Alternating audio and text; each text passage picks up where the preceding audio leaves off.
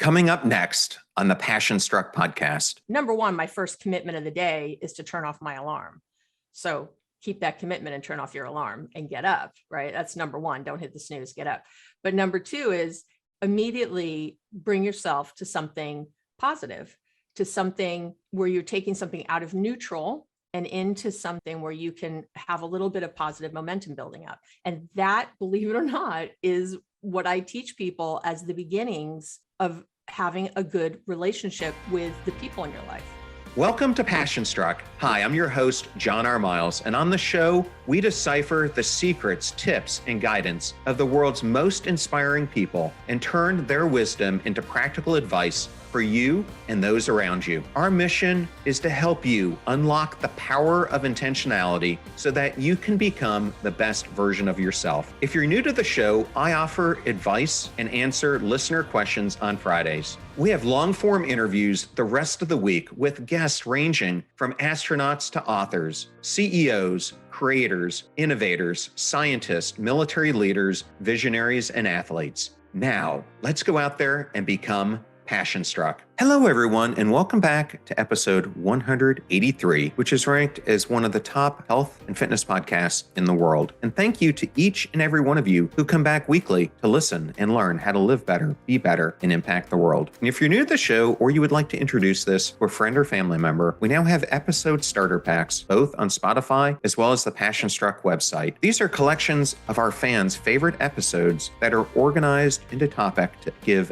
any new listener a great way to get acquainted to everything we do here on the show, especially now that we have over 180 episodes. Please go to passionstruck.com/starter packs to get started. And in case you missed my interview from earlier in the week, it featured Dr. Dominic D'Agostino, who is a professor in the Department of Molecular Pharmacology and Physiology at the University of South Florida, and one of the foremost experts in the world on metabolic therapies, as well as ketosis and the keto diet. Last week, I interviewed Alan Stein Jr., who's a renowned public speaker and performance expert, and we go into his books, Raise Your Game and Sustain Your Game. I also had on Rear Admiral Danelle Barrett, who spent over 30 years in the United States Navy in various roles, and we discuss her new book, Rock the Boat. In case you missed my solo episode from last week, it was on the topic of loneliness, why loneliness is killing us, and how to deal with it. And I wanted to give a shout out to you, all our fans. Thank you so much for all your 5-star ratings and reviews, which go such a long way in helping us expand the Passion Struck community and the popularity of this show. It means so much to us when you give them. Now, let's talk about today's guest. Abby Medcalf is a relationship maven, psychologist, author, and TEDx speaker who has helped thousands of people think differently so that they can create connection, ease, and joy in their relationships, especially the ones with yourself. She's the author of the #1 Amazon best-selling book, Be Happily Married, Even If Your Partner Won't Do a Thing, and the host of the top-rated Relationships Made Easy podcast. We discuss her passion for being an addiction counselor for over 30 years and what led her pursue that passion. And through that passion, how she developed another one, which is the focus on relationships. We discuss her TED Talk on the #1 reason that relationships fail, why it's so important not to play the victim or blame card. We go into why being happily married isn't about time or how much of that you devote to someone, but more about mind and mindset. We discuss the importance of intentionality in relationships through the lens of kindness and self-awareness. And we also go into the importance of forgiveness in creating a lasting relationship, as well as so much more. Thank you for choosing Passion Struck and choosing me to be your host and guide on your journey to creating an intentional life. Now, let that journey begin.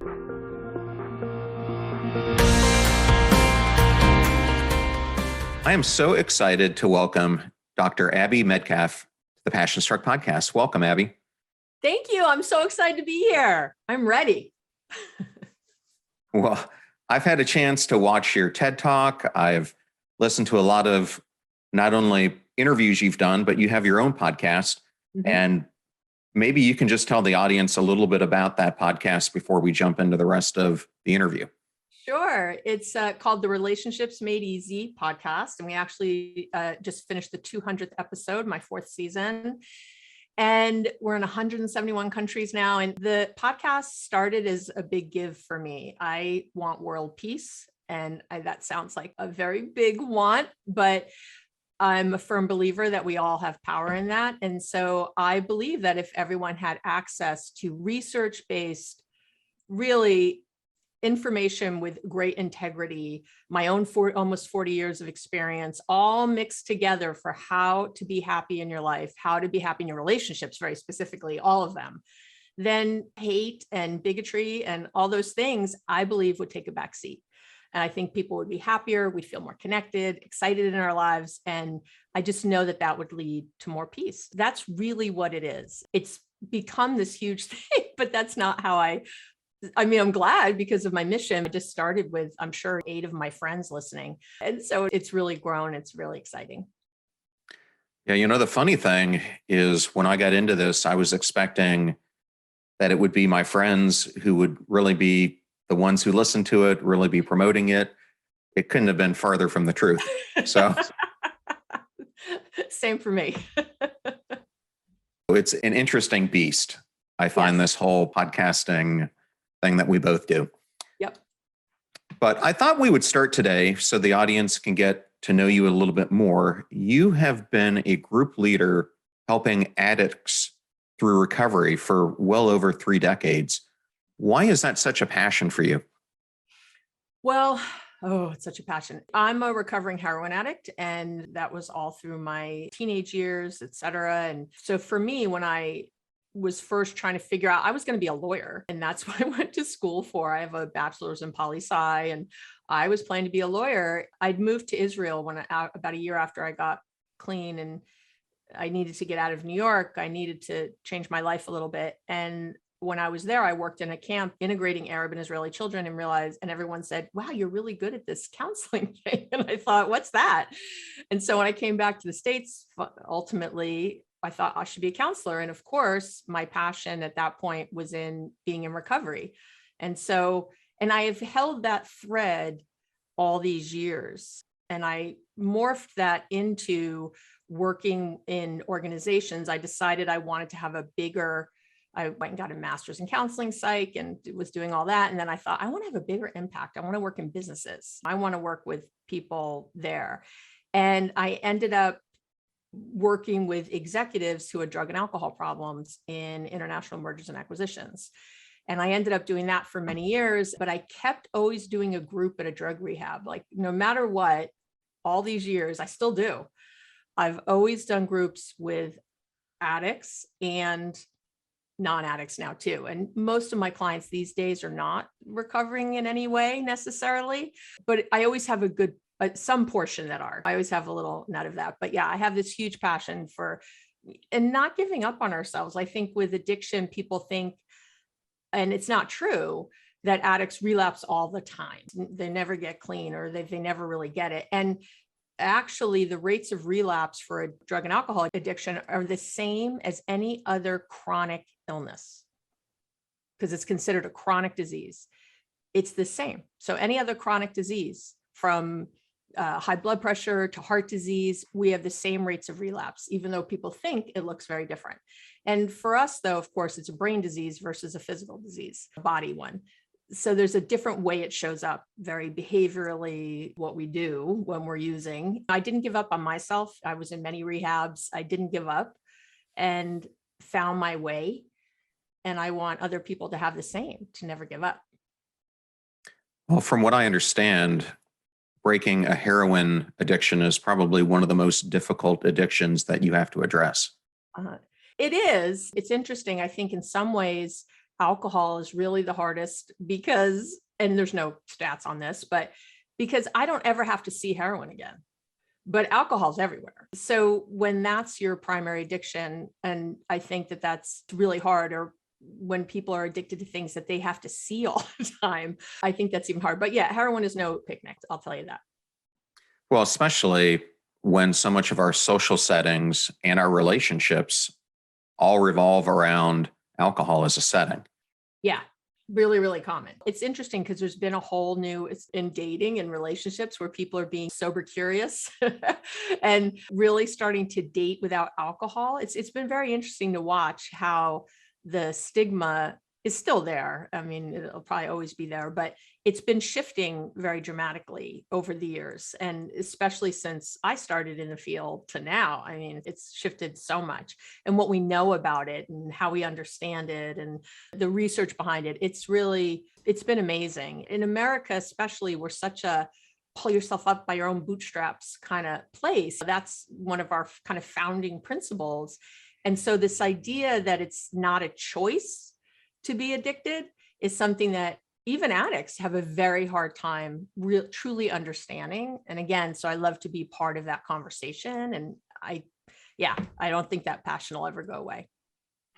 Well, I'm glad you brought up that topic of choice. I mean, I'm sure we're going to discuss it a lot more in this interview, but I have found, especially now as I've immersed myself in behavioral science and have interviewed a lot of behavioral scientists, that really everything comes down to the daily choices that we make. And the problem is most of us don't make great decisions. We make good ones if we're lucky. And I think that's especially true when it comes to relationships, whether that's with friends, family, and most importantly, your partner. Is that something in your counseling that you find is true? Is often we give our attention and the choices we make are everything, but to the most important things that they should be in our lives. Yep. Because we do know from the research, Harvard now has that famous long-term research study. They've been following all these graduates for all these years, this huge group. What really makes people happy? And we know it's our relationships. At the end of the day, that's the thing, no matter what else. So, right. So why aren't they taking front and center all the time? But we allow other things, we make choices where other things become more important. You and I were talking in the beginning, just chatting with each other about our morning routines, right? And how we sort of wake up and do a certain thing. This is kind of really the secret to having wonderful relationships in your life, is starting your day with positive momentum. What really happens is, and we don't realize it's a choice, we're not deliberately choosing what we're giving our attention to. We're sort of on autopilot, right? We're kind of moving through our day on this autopilot. The alarm goes, here's my favorite. The alarm goes off. What are people's first thoughts? First thoughts, not enough. I didn't get enough. I didn't get enough sleep. It's not enough. This sort of kind of negative vibe right away. And we know from the research, as you do too, a lot of it from University of Trier in Germany, that when we wake up, our bodies immediately produce cortisol, which is a stress-inducing hormone, because we're really still hundreds of thousands of years old in our DNA. When you would wake up first thing 200,000 years ago or a million years ago, it was usually because something was about to attack you. So you had to be ready, have adrenaline, have cortisol, be ready for anything coming at you. Well, we haven't evolved past that. So when we first wake up, there's this negative sort of thing that's happening in our system. And it's our job to override that first thing. Because if you want to have great relationships later, right? If I want to have, which means patience, number one, which means being thoughtful with what I say, which means having intention and deliberate intent in what I do, making all those choices, we know it's a drag on the willpower. We want to edge that up first thing in the morning. We want to wake up and have, number one, my first commitment of the day is to turn off my alarm. So keep that commitment and turn off your alarm and get up, right? That's number one. Don't hit the snooze, get up. But number two is immediately bring yourself to something positive, to something where you're taking something out of neutral and into something where you can have a little bit of positive momentum building up. And that, believe it or not, is what I teach people as the beginnings of having a good relationship with the people in your life. Because it's sort of like if you're laying in bed and you start, I don't know, smoking cigarettes and eating donuts, right? And just lay there. I don't know how you expect to have a good day, what we're internally putting in our system. Well, what I'm internally putting in my mental system is even, I would argue, more important than what I'm physically putting in my system. And so what am I internally putting in right that moment? So I teach people, one of the first things I want you to do when the alarm goes off is, number one, turn it off. And number two, right away. And that first, and just take a few moments. If you're worried about falling back to sleep, then just sit up in bed, put your feet on the floor, take one relaxing breath. We know that turns on the vagus nerve, right? Just one nice deep exhalation, and bring yourself to something in the room that makes you feel good. That might be your partner's nice warm body, that you're snuggled up against. That might be your, 1,500 thread count sheets. That might be a picture of you on your wedding day. That might be, the seashells you collected on all your beach vacations sitting in some bowl. And you just take a moment and put your attention there and bring yourself there. Just that, just bring yourself there. And now set a little intention for, I'm going to have a mindful shower. I work out first thing, I'm going to have a really great workout where I'm really focused and, very present in my body. And then you keep setting intention as the day goes on, but we'll get there. But that's that first thing I would love everyone to hear. If you want to have a great relationship, start right there. Just start first thing in the morning. Well, I think it's great advice. The first thing I do when I wake up, and you're right, I never go back to bed once I hear the alarm go off. It's kind of, I immediately get up, my dog's there to greet me. And then I come down, I drink a whole glass of water and take a digestive enzyme. And then 4 or 5 minutes later, I'm out the door with the dog and I spend the first 10 minutes of my walk in complete silence, just trying to be mindful about the day and my intentions for it, et cetera. And then I'll typically then go into researching guests and listening to podcasts and stuff like that on the walk. And then I go and do my workout afterwards. We're going to talk a lot more about intentions, as you talked about, given that's what this whole podcast is about. Yep. I thought maybe a good way to start talking about this relationship work that you do is you have a very prominent TED Talk that you did. And when I listened to it, I was surprised to find that the reason that you point out that many relationships fail was far different than would have expected. I would have thought it's fighting over expenses or fighting over intimacy or fighting over the kids or other things, but it wasn't. Yeah. What has your research determined it to be? It kind of is those things, but it's secondary.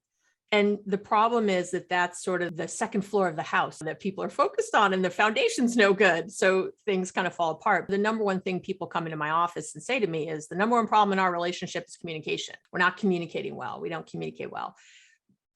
So we're not communicating about money or parenting, all the things, right? But what's under that is this subtle and not so subtle competition. That is the real reason relationships fail, is that we compete with our partners. We compete for resources, for time. Time's a big one, and money and other kinds of resources. And we keep score, right? That's the competition part. We keep score. So we're always looking to our partners and thinking, well, what am I doing? And what are they doing? We keep this sort of mental tally. And a lot of times someone might say to us, if my husband was to come to me and say, hey, I'm feeling neglected lately, right? Our answer should be, wow, tell me more about that. Wow, that feels so sorry that you feel that way. Let's talk about it. But what our answer normally is what do you mean you feel neglected? I did this, and this. And we start listing all the things we did, which because there's this subtle kind of competition. There's this keeping score. Well, how could you feel that way when I've done all these things? Or we say things like, it's your turn to put away the dishes. That's my favorite. It's your turn to do this. It's your turn to bring Sophie to baseball practice because I brought Jack to piano the other day. We do all this and it's keeping score. That's all it is. And if I'm keeping score with you, it means I want to win. That I want to win. Of course I do. If I'm competing with you, I want to win, which means I want you to lose. So I have this partner, this person I'm supposed to be, and what we are is a shared battery. That is the answer. You're a shared battery. It's a we. So when your partner is drained, you're drained. But we miss that. I'm thinking of, I had a couple not that long ago who he shared in the couple session that he'd gotten this promotion he was really excited about. And it was going to mean he was gone a lot in Europe. But he was really excited about it. He couldn't wait to share it. He had just found out. And we had this session and they were in 2 different places. He was traveling for work and we all get on the line and he's like, oh my God, I have this thing. He's so excited. And her first reaction was, great. I guess you'll be traipsing all over Europe while I'm home taking care of the kids. Right away. What am I going to lose when you gained? It's a common story. And I get it. But when we're not happy for our partner's wins, that's why we immediately see it as a loss for ourselves. That happens quite a bit. And happens again in so many ways. Sometimes someone spends money and we think, oh, now I get to spend that much money. Or they go out with their friends on Friday and we're like, oh, now I have a get out of jail free card also, right? That I can use. We constantly are doing that. We even say a lot, especially as parents. I remember my kids were little, we would say things like, oh, we're going to divide and conquer. Just even think of that. What are you dividing and what are you conquering? Like, what are we even talking about? It's a way that we're raised, this idea of 50-50, which is all crap. It's 100-100, and you're just responsible for your 100. And what happens is people think, oh, we're not communicating well. But the reason you're not communicating well is because there's this underlying river of discontent, of competition, of keeping score. You come to Abby, she gives you a great tool to go communicate, and it doesn't work. Or it works for a little while. That's the worst. It works for a little while and then things immediately slide back to the way they were. And it's all connected to what's really happening under the relationship. And that's the thing you have to fix. Yeah. So how do you take full responsibility in your relationship while not playing the blame or victim card? Oh yeah, it's my favorite. Well, I talk a lot about verb. Don't act like a victim, act entitled, read anybody's mind or blame. Don't do any of that, right? No verb. Even the taking 100%, we often look to our partners and go, well, but what about them? How long do I have to do that? That's what I'll hear. How long do I have to do that? And there's this wonderful research by Timothy Wilson, who's really one of my idols. His books are amazing. Malcolm Gladwell started referring to him. Thank God he's finally getting some good traction because he's such an amazing researcher. But he found that our conscious brains process information at a rate of 40 to 50 bits per second. So what I'm consciously thinking about, you and I talking right now, we're processing at a rate of 40 to 50 bits per second. But while we're talking, our unconscious or our subconscious brains are processing information at a rate of 11 million bits per second. Let that sink in. So people don't hear what you say, they hear what you mean. And this is why we can often talk to somebody who's saying all the right things, but we think they're kind of full of crap. Listening like, I don't trust that guy. And we don't know why, but it's that 11 million bits. It's picking up on this energy, on whatever else is not being said. And in a relationship, the same thing happens. So I'm thinking, I'm going to do my 100%, right? I'm going to put in my 100, but I'm doubting because I'm really waiting for my partner. I'm waiting until I'm seeing until, and that's what gets in the way, because then our partners are picking up on that 11 million, right? They're picking up on the doubt, on the incongruity that you're saying one thing, but there's something else going on. And they kind of sit back and they're like waiting. So she's acting nice now. Let's see how long this lasts. And sure enough, I'm doing all my wonderful things for a while, and then I'm not seeing what I want in return. So I go back to old behavior. I'm like, oh, forget it. He's not changing. So I'm going to stop changing. And then he goes, see, I knew it. I knew it was going to go back. I knew this was a temporary thing. It's a self-fulfilling prophecy. Everybody feels correct and everyone feels blame. It's the other person's fault somehow, and everyone feels like a victim. So when you're aware of this 11 and 50 of what's happening, you are aware to align them, which means that you do the 100 every single day that you wake up, every day in and of itself. You're not looking at yesterday. You're not looking at next week. You're not looking at anything. You're being mindful. You're in the moment. And it feels good to give 100. I just want to say it feels great to have that sort of energy and really put it in. By the way, I'm not talking about 150. That's codependency. I'm not talking about to your detriment. That's more than 100. That's not what we're doing.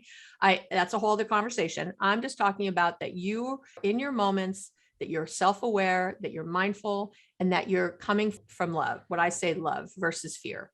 That you're coming from that space all the time. That's your job all day. That's just our jobs. That's it. That's the intention we set. That's what we're doing. You don't have to worry about whether or not your partner's giving it back. That's how we get out of the victim game and the blame game and all the rest of it. You're not focused on anyone else but yourself and what you're doing, because you'll feel better. You will feel so good doing this that you'll just want to do it. You're not, what I hear people say, well, what if I get taken advantage of? I'm going to do all these things and then I'm going to be taken advantage of. I really don't even know what that means. I've committed my life to this person and I'm worried that they're going to take advantage. Really? That's number one, that fear. What would that even mean? If you're just happy every day, what's the advantage? What are they getting? I don't even know what that is. It's this idea of being in this mode feels good. Again, when you're not codependent, when you're not people pleasing, when you're not giving too much, those are all fear-based. That's not what I'm talking about. Just talking about being in this space, minute to minute, hour to hour, day to day. And it's a wonderful, wonderful place to be. It feels so good. One of my happiest moments ever, this is so crazy, but is I'm in line at the post office. This is how many years ago this is. I know, right? It had been a long line. I'd been there a long time. It's because the stamps had gone up a penny.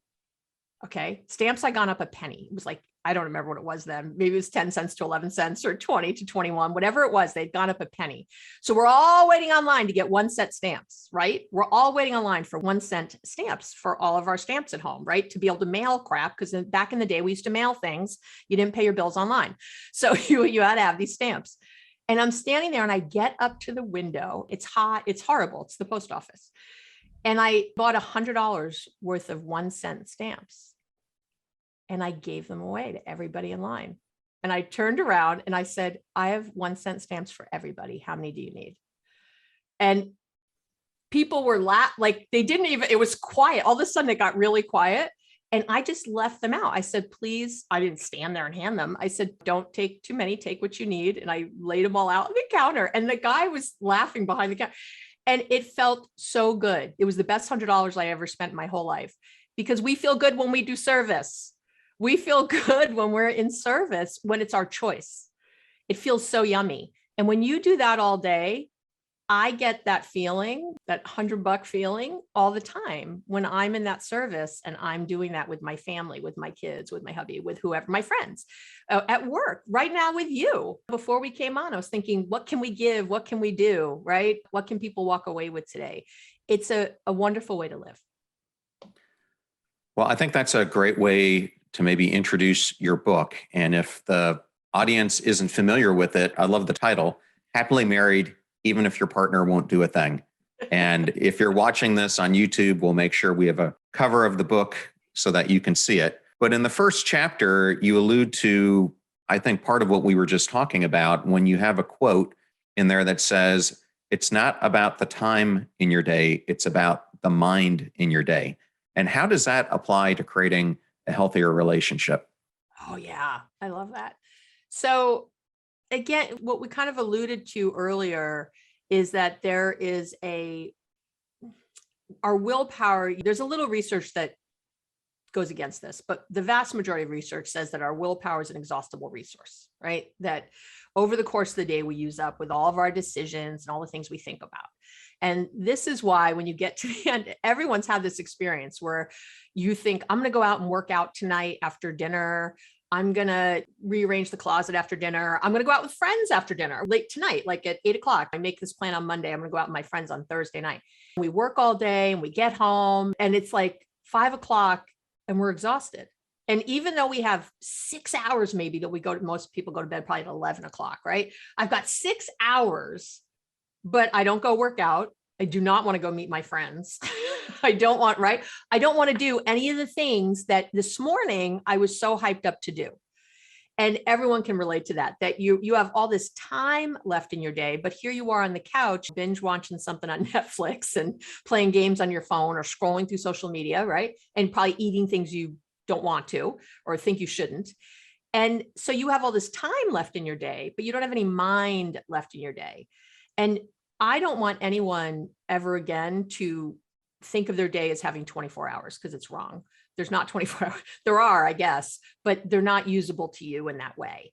You always want to be thinking about your emotional bandwidth, how much you can get things done, even though, again, you had all that time, you didn't have mind left, you didn't have bandwidth left. And this is sadly usually when we're home with our families, with our partners, with our kids, right? When we have nothing left, we're burnt, we're done. And so we're impatient. We don't want to have sex. We're tired. We just want to do nothing kind of thing, right? We want to do very low commitment, that kind of stuff, right? And so how do you expect to have a great relationship? This is when I'm spending the majority of my time with my person. And so, or my kids or whoever that is. So I always want people to be thinking about how they're setting up their day. And that's part of that, waking up and first thing, putting fuel in the tank, right? So my first thing, I'm not draining from my tank. I'm so tired. This sucks. I wish I could stay in bed. I'm immediately thinking of what can I add that's going to help me have energy for the day. And obviously what you eat and exercise, meditation, all those things will help you wake up with a fuller tank. So you actually, good night's sleep. Well, when do you feel more motivated than when you've had a great night's sleep? If you don't, it feels horrible. So all those things are really important to be mindful of. You can't just sort of, again, go through your day on autopilot. The momentum overtakes you, the negative momentum. If I have a car on top of a hill and it starts to roll, do I want to run to the bottom to stop it? Or do I want to stop it at the top of the hill? The obvious answer, right, is the top of the hill. If you wait till the bottom, you get flattened, but that's what most people do. Their brain, they've been letting it go on autopilot all day. It's been cruising down that hill, negative, negative, negative, gaining momentum. And then around 4 o'clock, they try to stop it. Right? And that's when people drink or want something to eat that they think they shouldn't eat, right? That's when all of our willpower goes away. And suddenly we're smoking pot and we're having drinks and we're eating Oreos. And that's me, I like Oreos, whatever that is, right? And we're snapping at our partners and we're exhausted and we're ordering in takeout because we don't want to cook. You know what I'm saying? That's what happens. So you got to get ahead of that. You just have to. You have to think about what you're feeding your brain all day, just as important as what you're feeding your body. Yeah, it's interesting. I had a good friend when I used to work at Lowe's named Steve, and he was over all of distribution when I was there, eventually became all over supply chain. But I spent a lot of time with him, and he was one of these high energy extroverts who knew everyone's name, was always 120% energy. But I think so often we don't know what people are like in their home life. And as I got to know him better, he told me he was really struggling because by the time he got home, he was completely burned out.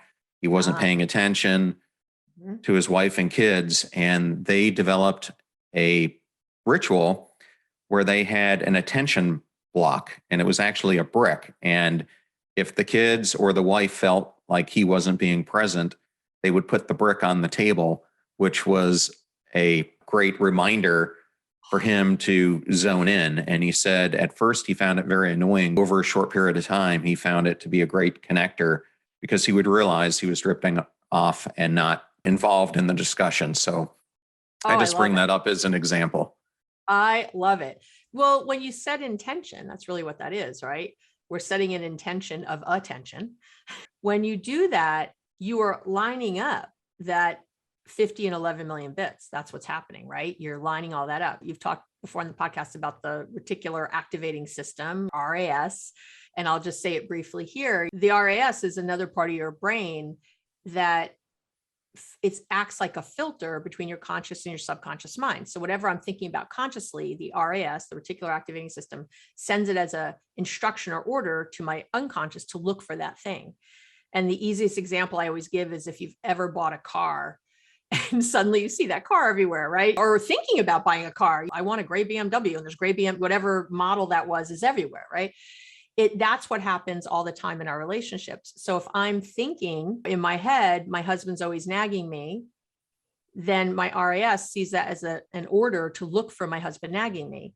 And what's really scary about the RAS, of course, is that it filters out anything that doesn't match.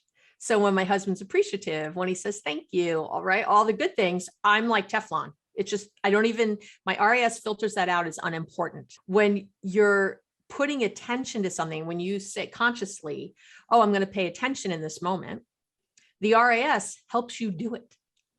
It says, oh, that's something important. That's something we want to be doing. And it actually will gather things to help you. It's why mindfulness practices work, because over time, you will be mindful without thinking to be mindful, because your brain goes, oh, we're supposed to be being mindful, and it'll kind of tap you on the shoulder.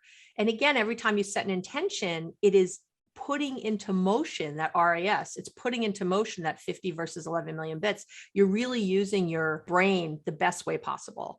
I set intention every day, especially before I walk my home. So, and I park the car down the street. I don't even park in the driveway because everybody sees you and starts coming out. I don't even put the car in park. I literally have my foot on the brake. That I've called it the 18-second shift because I've timed it because I'm that crazy. And the average is 18 seconds of how long it has taken me. And I just close my eyes. I take one cleansing breath, just nice long exhale. And I picture the day sort of closing on all my clients. I picture a big door closing, and I set intention for how I want to be when I walk in the house. I want to be playful. Patient is usually big for me. I'm not always patient. That's one of my things I work on. I can be a little controlling. I want to be patient and thoughtful, right? So I'm setting this intention for when I walk in the house, and everybody can feel it. I used to walk in the house like, what's going on? Who's got homework? Who's walked the dog, right? And you're like in this mode of, again, that momentum has just taken me away where I'm just worried about all the things. Oh, and we have this and this is going on, and we got to get dinner on the table because everybody has baseball practice later, right? And does everybody's uniforms clean? And did I do that? Oh my gosh, I have a list. And I'm not here with my kids. Like, what's the whole reason I'm doing all this stuff? It's to be of service to them. So be of loving service, slow it down, walk in the house with that energy, and everyone feels it. Everyone starts to react to it because their 11 million bits are picking up on it. Do you know what I mean? You're bringing people to your vibration instead of going to theirs. Yeah, it's not the easiest thing to do. I know, especially when I was in big corporate jobs, I kind of felt like Steve did when I came home, and being an introvert, I was completely wasted. Mm-hmm. So you really have to find ways that you can give your mind that mental rest before rejoining your family, so that you're giving them the proper attention, or your partner, because I think that was one of the biggest issues I think I experienced in my marriage was when we had kids. Not only do you have the attention drag from what you're bringing from work, you also have the kids there in the mix, and trying to get the attention of your partner while the kids are trying to get both your attention. So yes. Well, and that's why I say, don't let this car roll all the way down the hill. So that's what happens. We go to work, we're giving probably 150% all day, right? We're not saying no to things necessarily. We're not delegating. We're not doing, right, a lot of the things we need to do. But more importantly, we're not stopping during the day to also replenish our tanks. We're not taking a real lunch for even 20 minutes. And stepping away from the computer, eating our lunch like a human, not looking at anything, not answering emails at the same time, right? Not having a working lunch. We take just some time. We take a few breaths. We maybe meditate for 2 minutes, 2 minutes. You don't have to do an hour, just a couple minutes, just a little mindfulness. Maybe every time when I worked corporate, like an office job, I used to always send any of my printing, not to a printer on my desk. I used to send it to a bigger room farther away. And then I would always it would get me out of my chair, right? I would mindfully walk there. That was something I did. I was like, okay, I'm just going to have a breath. I'm going to take a moment, and I'm going to mindfully walk to get this piece of paper and then walk back. And so you want to think about how to inquire that very simple things. People, because I hear it all the time, are concerned about all that. Well, I'm so busy and all the time. And it's like, it's not all this time to take care of yourself. It's just really not. It's a few minutes a day, literally. That's why I timed that 18 seconds, because I want to be able to tell people, right? So if you just set intention a few times during the day, one of the things I tell people to do is set an alarm on your phone for a few times a day. Just set an alarm that go off a few different times a day. And when it goes off, just bring yourself centered, bring yourself focused. Because again, even when you don't set the alarm on your phone, if you do that enough, because of the way the brain works on frequency and recency, it will think that's important to do, to stop and take a moment. Your brain will remind you to do that. You won't have to work so hard at it anymore. I don't have to work hard to be mindful anymore. It becomes a habit, right? It's just something you practice over and over and over. And everything is a skill. I guess I want to say that everything, great listening, mindfulness, it's a skill. So the more you do it, the better you get. That's all it is. And your brain will help you along the way once you make it a habit. It's just making it a habit that becomes a thing. But I hear you. I think most people think of that like, let me just take a moment before I walk in the house. But you're already at the bottom of the hill. I want you to stop before you get to the bottom, and keep the car on top of the hill. I have the same energy all day. I mean, eventually I hit a wall because just timing, right? I've been up since 4. So at some point, I'm just physically tired. I'm ready to go to bed. I don't come home from work and feel exhausted and depleted. I feel energized and excited, and because that will keep lasting. Well, it's an interesting area of discussion. And I was going to ask you a question about chapter 3, but we've kind of just been discussing it, which is self-awareness. And it's interesting. I had the author Gretchen Rubin on the podcast a few months ago, and I asked her, interestingly enough, what is the key to personal happiness? And this is what your chapter 3 is all about. And her answer was knowing yourself, which is very similar to self-awareness because our intentions impact our self-awareness. Yep. And not only that, they have a huge thing for how we're treating our partner, how we're treating others, because your actions follow your intentions.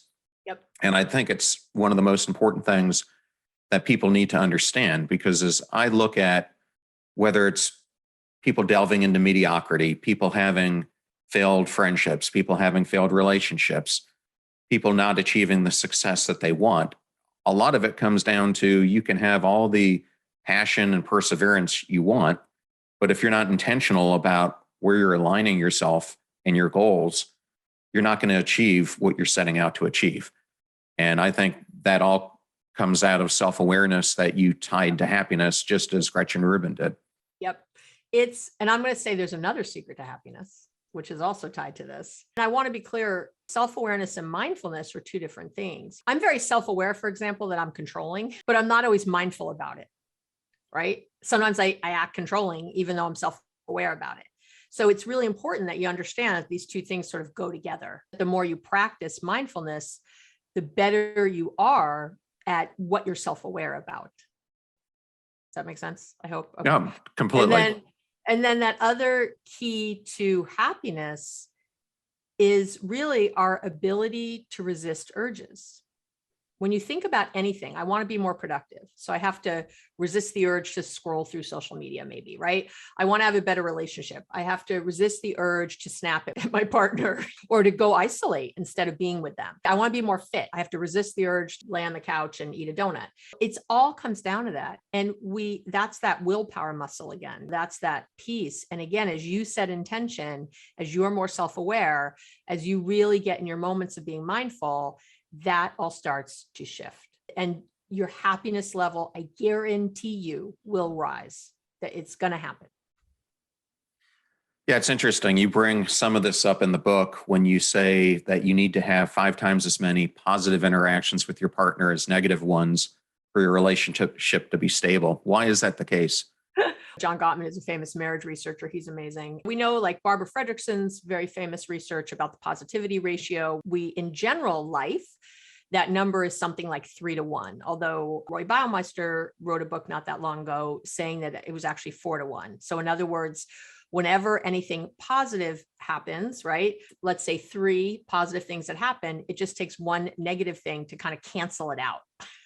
And that's because our brains are so wired for negativity. What Gottman found was that in romantic relationships, that number was more like 5 to 1, because he thinks it's because we expect more from our partners. Our expectations are higher, right? We are relying on them more. So we're even more disappointed when things don't go the way we want them to. And I tell my clients a lot, we're often focused on doing the right thing, right? Oh, I'm going to bring home flowers, or I'm going to put away the dishes when it's not my turn, and I'm whatever. But really, you want to focus on not screwing up, on not forgetting his birthday, or not forgetting this thing, because negative things that happen carry more weight than when positive things happen. So we remember those more, and especially in a romantic relationship, they carry more weight. We remember them more than we do something positive. So you really want to focus on being consistent, I would say, is a huge priority in relationships. There are probably many people out there who have had this experience where you think there are a lot of positives going on, and then all of a sudden something happens and it triggers a memory for the other person that maybe it's been a decade ago, and all of a sudden they're fixated on that issue. And then it gets really nasty because you're getting attacked for something in the past, but it just shows how those negative things Yep. can linger so far in the future. Yep. Well, And I will say, just to that, sorry to interrupt, when we're getting what we need in the present, those things from the past are often forgotten, believe it or not, when we're getting consistently in the present. And what I mean by what we're getting is mostly people want to feel loved, cherished, prioritized. Those are the biggies. That's what we want as humans. We want to feel like this person, especially in a romantic relationship, has our back. That's the only reason to me to get married, in order to be in a long-term relationship. Like, this person has your back no matter what. No matter what, this is your person. And so no matter what, I have someone who's got that. And it's when it doesn't feel that way, that things start to deteriorate. Trust is made up of three things, and folks miss this all the time. They think of trust as very black and white. I trust him or I don't. Not true. There's three things that make up trust. There's integrity, which is really honesty, that you don't lie to me. If you say you're going to be there at 5:00, that you're there or whatever, right? That you tell me the truth, that you have integrity. Competence is the second piece, that I believe if I'm working for you, right, I think you're a good boss. Like, I think you're competent for the job. You can do the job of my partner. You can do the job of my friend, that you have competence in that. If you are going to clean the bathroom, you're going to do a good job cleaning the bathroom, right? That you're going to be able to finish the job. And the third is goodwill. I think you have my best interests at heart. Those three things, and they work in a constellation, are what make up trust. And if you don't have trust in your relationship, you're in big trouble. And that, again, is the competition. That's the division. So when people say, oh, I trust my partner, they often mean like, I don't think they'll cheat, or I don't think they'll take all the money, or, well, okay, but do you really trust them? And often it is just one leg of that triad that's missing. And that's what starts to really deteriorate the relationship. And that is also why I don't feel truly loved by you, because I don't trust you. I don't trust that you have my best interests at heart. I don't trust that you have my back. And so when that starts to go away, we're really screwed. And a lot of times people just focus again on being honest or showing up on time, and they miss the other pieces. yeah. So on those lines, and when you're sensing that, you often want to ask your partner questions about it to kind of examine why things are the way they are. But often we ask these questions and it almost seems like we're attacking them. So what is your advice for asking questions in relationships? Yeah. So I have a little thing I say, don't sack your relationships, SAC. SAC. Don't offer suggestions, give advice, or criticize, ever. Which is, people are like, what's left, Abby? And the kinds of questions you want to ask are what I call collaborative questions. So they're questions that aren't answered. They're non-interrogation questions. They can't be answered with yes, no, good, or fine, or a shoulder shrug. These are meant to elicit more conversation. I always tell people, like, you're wrong. Listen in a way where you're trying to learn something, not prove something. And when you do that, everything shifts. So if my partner says, I feel neglected, and I don't go into the whole list, I'm going to say, collaborative question, oh, tell me more. Tell me more about that. I'm going to lean in. I'm going to be curious. I'm going to listen like I'm wrong, right? This is what they're saying. So no matter what my perception is, this is this person's perception. So I'm going to listen like I'm wrong to see where it is that this isn't matching up, because I think I'm doing everything fabulously. So what's going on here? What am I missing? So when you ask questions like that, can you tell me more about, can you say that to me another way? I didn't hear it. I'm feeling a little defensive right now. I didn't hear that well, and I want to. Can you say that to me another way? Can you tell me give me some examples of where this shows up, or how I said that? When we start like that, it opens everything up. And that is when people start to lean in, be vulnerable, and really start to connect. Well, on this topic of questions, I saw a recent podcast episode that you did and started listening to it. And I thought the advice that you gave would be good for the listeners as well. And that is, what questions should you ask your partner before moving in together or getting married? There's so many. Was there a question, by the way, that you thought was really interesting or great or stood out? Not necessarily. I thought the collective was what made sense to me. I think the biggie is I've said this before, people spend a lot of time sort of planning their wedding day, but not planning what's going to happen after the wedding. It's like this finish line is the wedding. There's no real stuff after. So I've been amazed over the years that people didn't talk about money, for example. Money is huge. So we have that your debt, my debt thing for going in. And there's these assumptions about what's going to happen with money. And of course, in my head, I'm thinking, you're going to marry this person and you don't trust them with money? Like, you're not going to take on the debt, or you're not. And we get into that language like, well, he's a saver and I'm a spender, that kind of thing, as if one is right and one is wrong. And I say all the time, these are preferences. This is a preference you have. This isn't a right or a wrong. And if you can get through that and start asking questions about, what does it mean for you to save money? How do you feel about that? So to even ask questions on the questions I say to ask before is really important. But also things like, there's some assumptions often, I think I gave this example in the podcast about work. Sometimes you have kids and you haven't talked about, are we going right back to work? Is that the plan?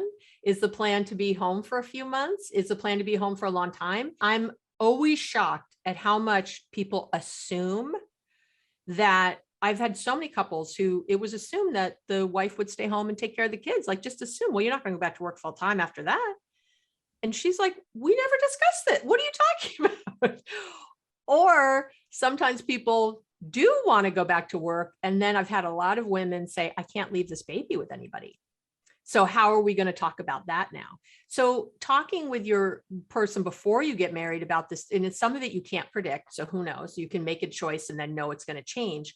But part of that comes down to, I always say, look at, how do you fight? How do you debate something? How do you argue? We all come from crazy families. Everybody does. But what kind of crazy family did you come from? I come from a crazy family where we didn't talk about it. Nobody fought. I didn't think there was fighting in the world. I didn't know that happened. The first time I get in a relationship with someone and he's arguing with me, and I was like, oh my God, he's a jerk. I don't want to be with this guy. This is terrible. It's terrible to talk about things. So I'm running the other way. And so you want to really talk about how you talk about things.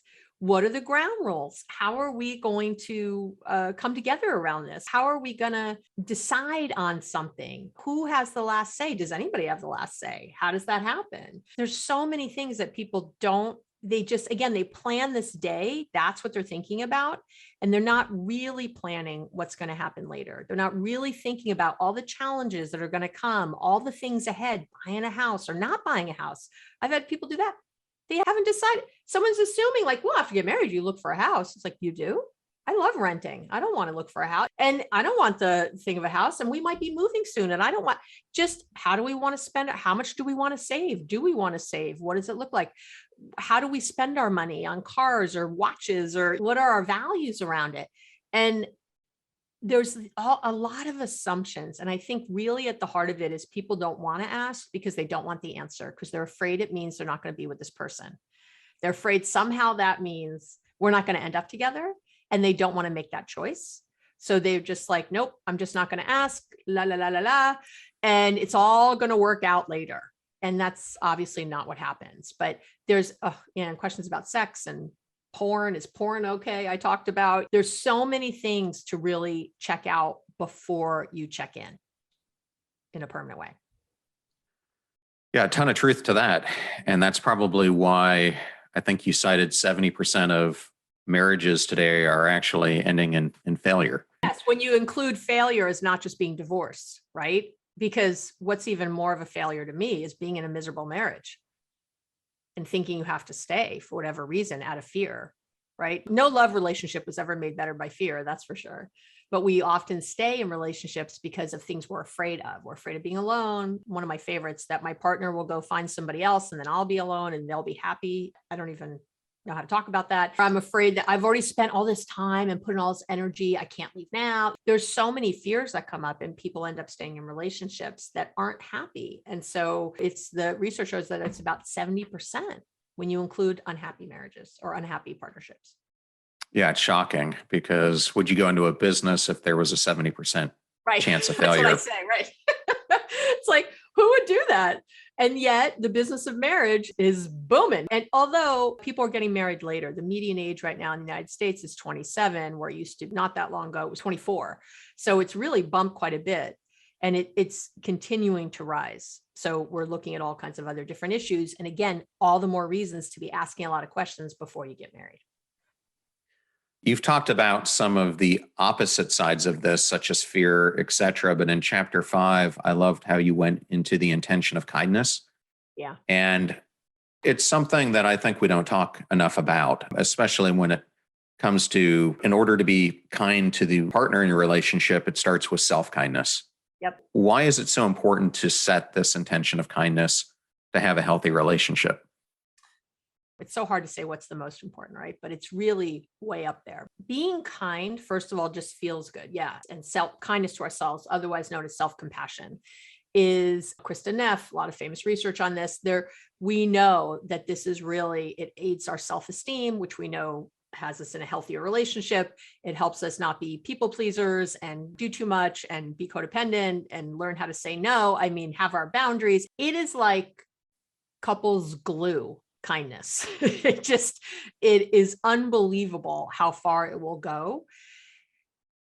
And again, that trust triad, that goodwill, it so takes care of that one when we're kind, when we put that first and have that intention. It mostly sets our own brains up for success. Because if that's what I'm thinking of the wanted, what I do want. I'm not thinking what I don't want. And how much of our days are spent with our partners or at work or wherever thinking about what we don't want. It's like all day for people. And it is so destructive. It is like eating bacon all day long. So a little bacon's fine, but not all day. It is so destructive to sit at work and think about how much you don't like it. And, oh, I don't like this job and I don't like that job. I hate doing this. It is so hard to be with your partner. He chews with his mouth open and he does this and I don't like how he smells and I don't like that thing. And he left his whiskers on this thing. When we have these lists, when that's where your focus is, and we already talked about all the brain chemistry that goes along with that, right? And how much you're just going to see that only. But beyond that, you feel bad. You don't feel good. And if there's one definition of success in life, it's joy and growth, right? I don't know what else it is. It's joy and growth. So I'm not growing in those instances, and I'm certainly not joyful. So what am I doing? I'm not on track for either thing. It's one thing to kind of go through I don't always like working out, but I know what it's going to give me. So, right. So joy and growth are on the other side. So I'm like, okay, I can do this thing, for the short amount of time.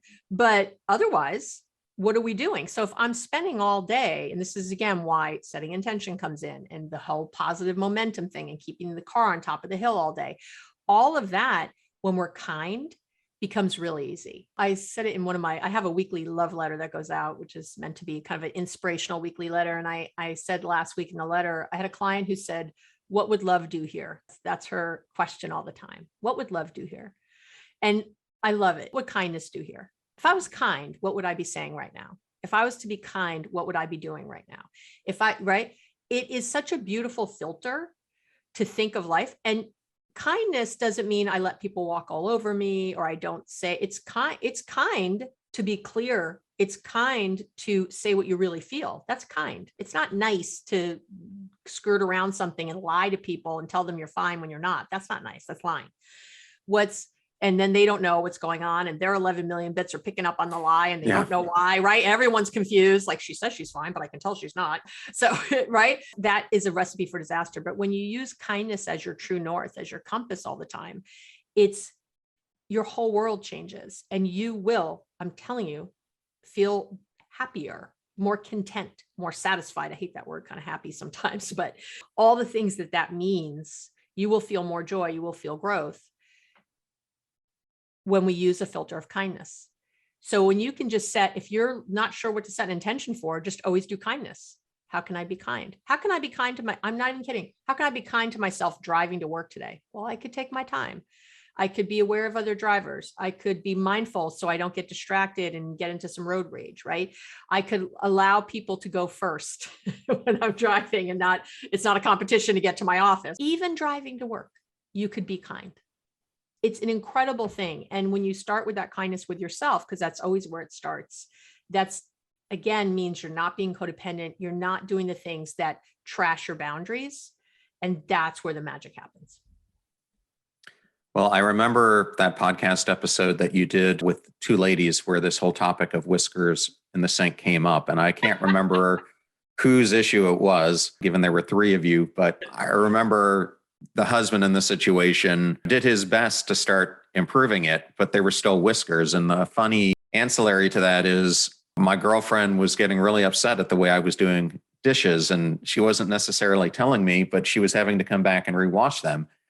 And after a while, she finally came to the realization that the reason I'm not cleaning them as effectively as I can is because I can't see it. Because of, and so she was getting all this inner resentment. I was doing my best thinking I'd clean them perfectly fine. And yet I couldn't see without my glasses on that aspect. So it's funny how we do things like that, which leads me to kind of the last chapter in your book, which I think is a great topic to close on, and that is forgiveness. And what I wanted to ask is, what are the top reasons we don't forgive, and how can you flip that scenario? Yep. Oh, there's so many. The top reasons, though, are that we think things like if we forgive, it means we're going to forget, right? And I don't want to forget. Or we might think it means that we're condoning the behavior if I forgive it, right? That I say that was okay what you did. We might think if I forgive it, that it'll just keep happening, right? That it'll go on and on. And so I think those are really the top ones. I'm sure there's some more, but those are the biggies that I see. It has changed my life. I've talked about forgiveness a lot on the podcast too. And I had Robert Enright on, who's one of the master trailblazers. I think Time Magazine calls him the forgiveness trailblazer. Fred Luskin. Like, when we forgive, first of all, it is a choice. It's a choice that we make at some point or not. And when we do that, it really does let us off the hook. Again, and it sounds so corny, but it's so true. It is not for the other person, it's for us. Because the resentment swirling around, it's not kind. The way that we end up thinking when we're not forgiving is it's poisonous. It really is. I think Mandela said that. It's like drinking poison, expecting the other person to die, right? We are usually a mess, while the other person, often who has hurt us, they're not thinking about it at all. They either don't even realize it, or they don't think it's as big a deal as we do, or whatever, or they're annoyed, like they feel like they've apologized 50 times and they've changed their behavior, but you're still not forgiving. So that's on you now, right? So all the things, either way, you're the one who can't let this go. And we say things like that. Well, I can't let this go. I can never forgive. And I will say, Enright's research, they worked with incest survivors who turned it around. I can't think of too much more horrible than that as something to forgive. They worked with men whose partners had abortions against their wishes. Talk about something that would be very hard to forget. I mean, they're working with like the hardest people to forgive, and have found that you can do it, right? It is getting through the anger. It is acknowledging it. It is making a commitment to forgive. You have to decide it at some point. Like, I'm going to do everything I can, because this is eating me up alive, to forgive this person. I did it with my mom. My mom and I had a lot of issues for many years, and she was a narcissist, and there was a lot of stuff, many, many years. And I just made a decision one day. I was like, I can't have this. And some of it was selfish. I knew my kids were watching me, how I treated my mother. And I'm like, they're going to treat me this way.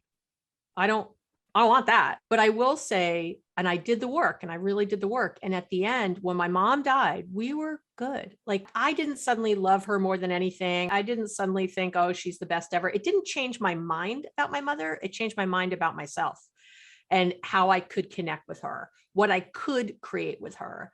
That wasn't all the expectations I had about how a mother should be, right? What she should be doing. And when I made that shift, the peace I had when she died, that my siblings did not, because they did not do the work, is still a wonderful, wonderful thing. So even when I'm talking about her now, I can have loving feelings about her. I never, ever thought would have been possible.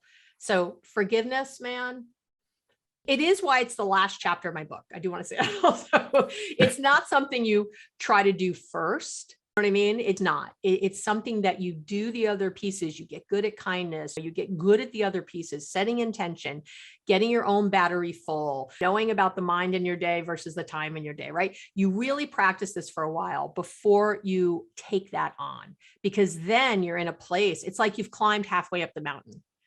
And so now I'm here, I can get the rest of the way up. I got all the tools. I got everything to get to the rest of the mountain. But when you're at the bottom with no tools and you try to forgive, it's a really hard thing. So I do want to suggest that first. Okay. Well, thank you for that answer. And Abby, it was a joy to have you on the podcast. If someone would like to get in touch with you, what are some ways that they can do so?